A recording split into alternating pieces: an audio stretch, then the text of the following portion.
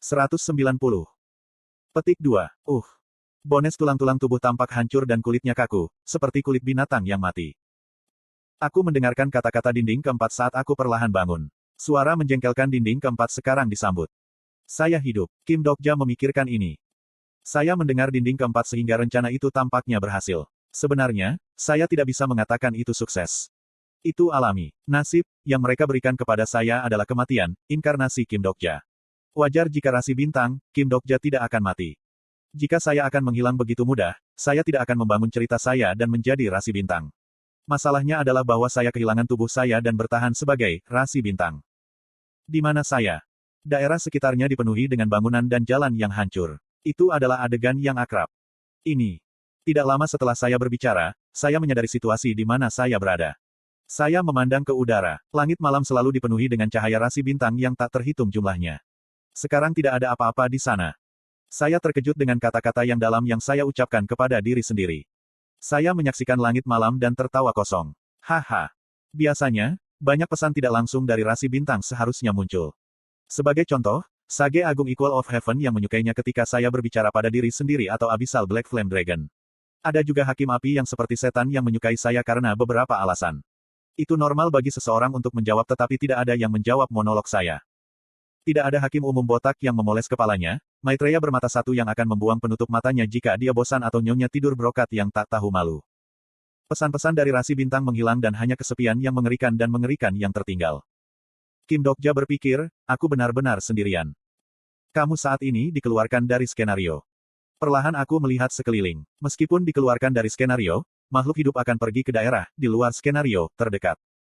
Anda saat ini berada di area di luar skenario. Di luar area skenario tempat saya berdiri saat ini adalah tempat yang sangat akrab bagi saya. Seoul. Tempat ini adalah alun-alun Gwanghwamun Seoul. Itu adalah tempat di mana perang raja terjadi dan aku menghancurkan tahta absolut. Fakta bahwa Seoul telah menjadi area di luar skenario. Para anggota partai, syukurlah, mereka lolos tanpa cedera. Saya melihat ke tempat bekas kubah Seoul dan merasa kewalahan. Tempat yang dulu ditutupi dengan membran tembus cahaya sekarang ditutupi oleh penghalang tebal. Sekarang skenario, Seoul, sudah sepenuhnya berakhir. Anggota partai pindah ke skenario baru tanpa saya dan membuat cerita baru. Dari sana, mereka akan terus hidup. Mungkin begitulah hasilnya. Kim Dokja senang tetapi juga agak kesepian. Aku memikirkan anggota partai sejenak sebelum perlahan berbalik. Kim Dokja yang kesepian memiliki sesuatu untuk dilakukan. Karena alasan itu, ia memilih kematian yang menyedihkan. Saat berjalan di jalanan Seoul, Kim Dokja tenggelam dalam ingatannya. Setiap kali dia pergi, dia melihat di mana dia melakukan skenario dengan anggota partainya. Kim Dokja sekali lagi menyadari bahwa ia telah menjadi bagian dari Ways of Survival. Dia jelas menjalani kisah ini. Petik 2. Ini sangat menyentuh, tapi bukankah kamu harus berhenti sekarang? Berapa lama Anda akan terus bergumam? Petik 2. Kim Dokja kesal dengan tembok keempat yang miskin. Pada awalnya, rasanya menyenangkan memiliki seseorang di sampingku. Namun, saya tidak merasa senang memiliki semua yang saya jelaskan. Berapa banyak waktu yang telah berlalu? Kim Dokja ingin bertanya tetapi tidak ada yang bisa menjawab. Sialan, Anda bisa menjawab saya. Petik 2. Saya memarahinya sebelum memutuskan untuk melihat kondisi saya. Banyak ceritamu yang rusak. Tubuhmu saat ini benar-benar hancur. Saya selamat dengan menggunakan status saya sebagai rasi bintang tetapi saya benar-benar kehilangan tubuh fisik saya. Dengan kata lain, keberadaanku saat ini bukan daging, melainkan kumpulan cerita yang tidak lengkap. Tubuhmu saat ini dalam kondisi yang sangat berbahaya. Metode untuk menjaga tubuh Anda tidak dapat ditemukan.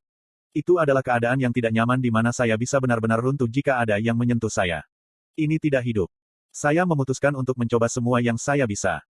Sudut pandang pembaca maha tahu tidak tersedia di area ini. Seperti yang diharapkan, itu tidak berhasil. Anda tidak dapat berkomunikasi dengan inkarnasi Anda. Ini juga tidak berhasil. Saya mengharapkannya tetapi saya benar-benar aneh karena tidak berhasil. Rasanya seperti saya tinggal sendirian di daerah di mana tidak ada komunikasi yang memungkinkan. Tentu saja, situasi saya yang sebenarnya lebih buruk dari itu. Anda tidak dapat menggunakan sistem saluran. Karena saya dikeluarkan dari skenario, saya tentu saja tidak dapat mengakses saluran dan kontrak saya dengan Bihyum dibatalkan. Saya menatap langit tanpa bintang dan merasakan kebebasan kosong. Sekarang aku benar-benar sendirian. Begitu saya menyadari fakta ini, rasa dingin mulai merambat. Tidak ada yang melihat saya dan saya juga tidak bisa melihat siapapun. Tidak, saya tidak sepenuhnya sendirian. Di tengah-tengah ini, Kim Dokja tiba-tiba menyadari. Dia merasakan keberadaan melalui mata seseorang. Aku tidak memikirkan hal-hal filosofis seperti itu, idiot. Sebaliknya, berapa lama Anda akan melanjutkan ini? Petik 2. Kim Dokja yang bodoh tidak tahu. Mengapa tembok keempat yang hebat melakukan kerja keras ini? Apa? Kenapa kamu tidak bisa menjelaskan saja? Apa yang kamu adalah skill kan? Petik 2. Kim Dokja yang bodoh sedang berbicara di udara. Itu benar-benar brengsek. Kim Dokja yang bodoh. Tidak bisakah kau berhenti? Apakah Anda ingin saya mematikan skill? Petik 2. Kemudian sebuah suara terdengar di udara. Dinding keempat bertanya, apakah saya harus berhenti? Saya sedikit terkejut. Bocah ini, apakah bisa mengekspresikan dirinya dengan lebih jelas sekarang? Kalau dipikir-pikir, terakhir kali. Ya, berhenti. Saya tidak ingin diganggu saat ini. Petik 2. Keterampilan eksklusif, dinding keempat, adalah diam. Saat berikutnya, saya menyesali pilihan saya. Saya merasakan udara di sekitar saya membeku. Tiba-tiba menembus jauh ke tulang saya. Saya merasakan udara di paru-paru saya tersumbat. Batuk. Pada saat ini, sesuatu terlambat datang ke pikiran saya. Itulah alasan mengapa Veda dan Olympus mengirim saya keluar area skenario. Itu karena situasi yang tepat ini. Itu adalah rencana untuk membunuh inkarnasi Kim Dokja, dan berurusan dengan konstelasi Kim Dokja. Kakuok. Saya mencoba berteriak tetapi tidak ada suara. Saya bisa bernafas tetapi saya tidak bisa bernapas. Rasanya seolah seseorang telah meremas paru-paruku dan napasku tersumbat. Kepalaku menjadi kosong dan pikiranku terhapus satu persatu. The Star Stream adalah dunia cerita. Tidak ada pengecualian, apakah itu untuk inkarnasi atau rasi bintang. Setiap makhluk ada melalui cerita. Kecepatan kerusakan pada ceritamu meningkat. Keberadaanmu sudah mulai menghilang. Di tempat tanpa cerita, tidak ada yang bisa eksis. Bahkan saya. Sial, selamatkan aku. Saya berteriak sambil takut bahwa saya akan menghilang. Saya akhirnya bisa melihat mengapa dinding keempat memiliki mulut yang besar. Itu terus berbicara untuk menyelamatkan saya. Di tempat di mana tidak ada cerita, itu membuat saya tetap hidup.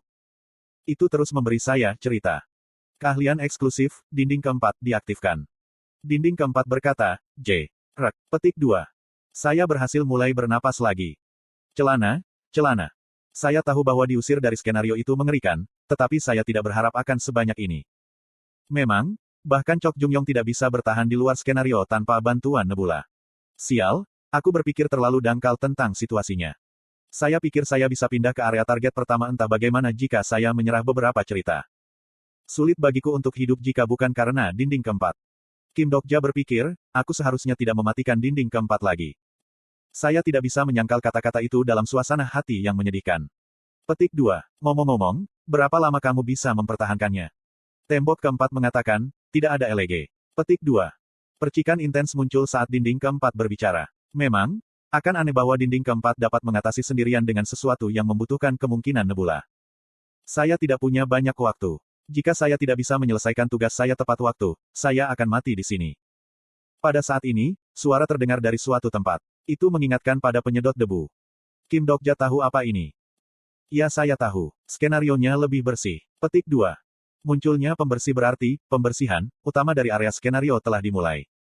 Kim Dokja berpikir, sejak pembersihan dimulai, Great Demon of the Horizon akan segera mengungkapkan dirinya. Hiena yang berkeliaran di reruntuhan skenario tidak bisa melewatkan reruntuhan lesat ini. Sungguh menakjubkan membaca. Namun, sebelum saya bertemu mereka, saya harus menemukan sesuatu terlebih dahulu. Kim Dokja mengambil langkahnya. Saya terhuyung-huyung dan secara bertahap mempercepat. Hal-hal yang mengingatkan pada awan kecil berkeliaran di jalan-jalan. Mereka adalah pembersih skenario. Mereka adalah orang-orang yang harus diwaspadai tetapi saya berlari tanpa khawatir. Bagaimanapun, pembersih rendah dan jangkauan pengenalan mereka sempit. Jika saya dengan hati-hati menghindari mereka, tidak akan sulit untuk mencapai titik target tanpa diketahui. Saya menuju selatan Guangwamun, Eljiro Tigaga, Chungmuro, Dongdaegu, Yaksu, Stasiun Gemho. Seperti Salmon, saya melewati tempat-tempat yang pernah saya kunjungi. Akhirnya, saya tiba di Stasiun Oksu. Di sana, saya menghadapi jembatan Dongho yang rusak. Saya menyaksikan jembatan yang rusak dan kenangan melewati kepala saya. Ini adalah tempat di mana Yo Jong Hyuk menjatuhkanku ke mulut seorang ichthyosaurus. Saya tidak tahu apakah dia baik-baik saja sekarang. Yah, dia punya Han Suyong untuk membantunya. Saya harus berharap. Aku melompat ringan melintasi jembatan yang rusak. Di masa lalu, itu adalah jembatan yang hanya bisa dilintasi menggunakan Deus Ex Machina. Sekarang satu lompatan sudah cukup. Itu adalah momen yang menunjukkan betapa banyak yang telah berubah dari awal skenario. Namun, saya masih harus menempuh jalan panjang. Hal-hal yang harus saya lintasi sedang menunggu saya di kejauhan yang jauh lebih besar daripada celah jembatan yang rusak ini. Akhirnya, saya mencapai subway yang setengah rusak. Ini adalah awal dari semua skenario. Saya melihat penampilan kereta bawah tanah sebelum masuk dan melihat melalui reruntuhan. Berapa lama saya melihat? Saya akhirnya menemukan apa yang saya cari. Itu adalah kotak barang yang bersinar putih. Ada pesan singkat yang tersisa di kotak item. Kim Dokja, bisakah aku mempercayaimu? Itu dibiarkan seperti yang Anda minta. Terima kasih telah menjadi inkarnasi saluran saya. Sangat jelas siapa yang menulis pesan itu. Tolong, tetap hidup. Tentu saja, saya tidak akan mati. Saya membuka kotak item. Kotak itu berisi 300.000 koin dan barang-barang yang saya minta dibeli. Atribut baru telah diperoleh. Item, telur dok Kaebi, telah diperoleh. Item, iman tidak terputus telah diperoleh. Saya mengambil semua barang dan meninggalkan kereta bawah tanah. Orang itu datang tepat waktu. Saya duduk di jembatan dan menunggu. Segera, pria itu akan datang. Ketika saya memikirkan ini, seseorang muncul di cakrawala tempat cerita berakhir. Dia adalah orang tua dengan benjolan raksasa di satu pipinya. Dia berjalan menuju sisi ini dengan ekspresi aneh. Sepertinya dia tahu aku ada di sini. Apakah kamu Raja Iblis Keselamatan? Aku memandangnya sejenak sebelum mengalihkan pandanganku ke arah cahaya fajar di luar kubah. Aku memikirkan nebula yang akan menungguku di luar cahaya itu. Mungkin mereka akan berpikir aku sudah mati sekarang. Olympus, Veda, Papyrus. Saya ingat mereka semua rasi bintang yang menertawakan kisah-kisah inkarnasi dan akhirnya membuat hiburan mereka sendiri. Tunggu sebentar. Aku akan menarik kalian semua dari surga sialan itu. TL, Rainbow Turtle.